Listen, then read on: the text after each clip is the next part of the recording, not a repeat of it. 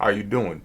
Alright, so check it out, guys. We have a two-parter for this video. I'm not going to take too much of your time. Basically, if you want to hear the Spark Notes version of it, it's going to be one about World Trigger and how their broadcast this week is going to be delayed because of the earthquakes. And the second one is going to be some news about the CannonBusters anime Netflix original and the potential for that to be a season 2.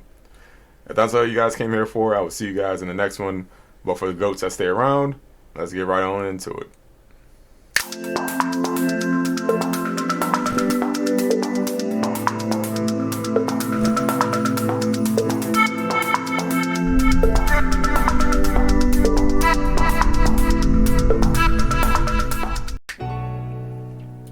Alright, now we're going to start off with World Trigger because it is the shorter out of the two.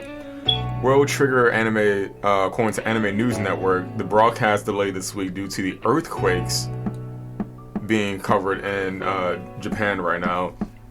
It says the 6th episode of the new anime season of World Trigger was scheduled to air on TV Asahi, if I said that correctly, on Sunday at 1:30 a.m. JST time, but has been delayed due to the special news coverage of an earthquake that hit northeastern Japan on Saturday night. From the point of this recording, this article was on February 15th, so keep that in mind. Crunchyroll confirmed on Twitter later that the broadcast has been canceled.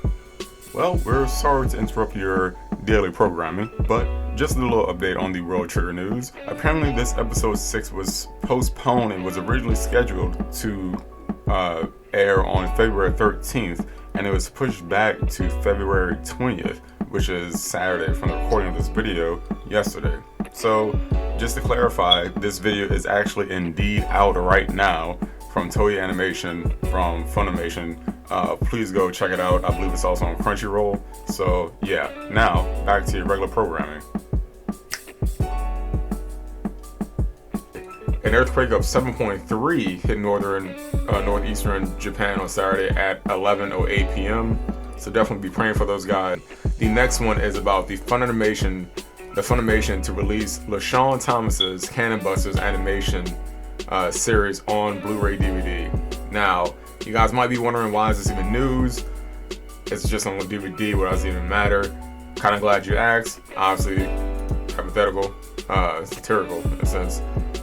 But we don't know too much about what season or what television series gets like the top views on Netflix, despite the Netflix's chart of what's popping this week from 1 to 10. So we don't know if like 10,000 people watched it, if only 10 people watched it. It is from a black-owned creator. Shout out to Black History Month. We still in February. No, it's not over yet. But it's a very good series. It's very kind of like the satire. It's very kind of like comedy action, very futuristic apocalypse type thing, but it has like its very own like spin to it. Let's read. The series debuted on Netflix on August 2019 with 12 episodes from Manga Entertainment, Nada Holdings, and Anime Studio Satellite.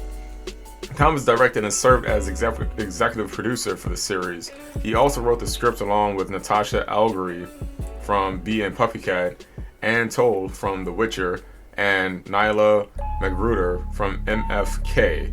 And Matt Wayne is serving as story director. Now, Netflix describes the animated series as this series follows the adventures and exploits of Sam, a high-end royal-class friendship droid who's joined by a quirky, discarded kind of maintenance robot and a brash, deadly figure. If you really call him a deadly figure, he's kind of more of a, I'll let you guys decide on that. But together, the unlikely trio embarks on an unforgettable journey in a fantastic and dangerous world in search of Sam's best friend, the heir to a powerful kingdom under siege. Now, that's a completely understatement. And if you've seen the series already, you know how that saga ended, and you know how big of an understatement that is. But anyways, Thomas previously funded a short pilot film for the project using Kickstarter, which you guys can search that Kickstarter trailer up on YouTube. And yes, it looks drastically different from the Netflix rendition of it. But Thomas Rain from Space Dandy also was the co-director of Oban Star Racers from back in the day, if you guys remember that. I believe Oban Star Racers was on Jetix, but that's like a forgotten about television block nowadays. But Thomas Romain served as the mechanical designer, while Joe, I'm gonna get this name right, I'm gonna get this name incorrectly, excuse me, Joe Madureira from the Uncanny X-Men contributed to the character's design, and Baha JD from Kids on the Slope, Space Dandy, and Ping Pong was on board as the animator. A trailer for the plot film premiered kind of early July 2016, shortly before the film debuted on Kickstarter for the backers. But definitely, the whole reason why we're bringing up that was a long-winded version of the reason why we're bringing up the 2-disc sales of the Blu-ray right now, because if you guys do not know, the whole importance about DVDs becoming on sale and becoming drastically important is to keep the TV show alive, right? So a lot of cartoons did it back in the day with toy sales. That's also why Young Justice kind of got kicked off the air the first time before it got revived, because their toy sales weren't kicking it. But DVD sales also kind of can save a series in a sense. I'm going to read this from People's Magazine, from HowStuffWorks.com, to kind of explain to you guys. It's just a short little paragraph explaining the importance of DVDs. Now, it says, while direct fan action has helped keep some shows on the air, there have been a couple of cases where fans have been able to save their favorite shows just by being fans, to be honest. When a show that didn't perform rating-wise, and in a lot of cases some of these shows don't perform rating-wise, or at least up to the standards that television program would like it to be, sometimes it has stellar or like really good DVD sales and the very high syndication ratings after it's canceled, right?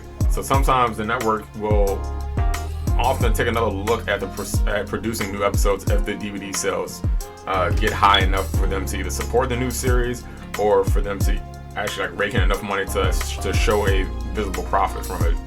Family Guy is a classic example of indirect action saving a show. Shortly after Fox canceled the series in 2002, the first 28 episodes came out on DVD and sold more than 400,000 copies in just the first month alone. When Cartoon Network's Adult Swim picked up the series in syndication the next year and ratings spiked, Fox took notice and relaunched the series in 2005, and Futurama followed suit just a few years later. 20th Century Fox saw the comedy's high ratings on Adult Swim and produced 4 direct-to-DVD movies because they saw the benefit of the sales. Sales of those DVDs convinced Comedy Central to begin producing new episodes of Futurama later on in 2009. Right, so what does it take to save a TV show from being canceled? You'll see things from Shadowhunters having or renting out full billboards in New York's Times Square, being hashtag revive Shadowhunters to get the producers' attention. Sometimes people write, you'll get a whole fan base writing letters constantly, nonstop, to the network, to the producers, to the writers and stuff like that. But money-wise, especially for shows like this, for anime shows like this, it's going to be either the figures, it's going to be the DVD sales, and their other merchandise, to be quite frank, whether it be t-shirts, stuff like that. And none of that seems kind of like minimal, very minimalistic to us, but it's kind of what is what we can do to support and to keep our shows that we love to be long running, obviously the legal way, right? So definitely, if you guys can, I know it's the pandemic right now, I know YouTube algorithm's probably going to mess up just because I said the word, but if you guys have some extra cash, definitely look into buying those DVDs if you want CannonBusters to get a season 2 and continue to support LaShawn Thomas's original creation. This has been your boy Momentum Mori here with Darker Than Xana. I love you, and I hope you guys are having a great day. We will see you in the next one. Jeremy, let him have it.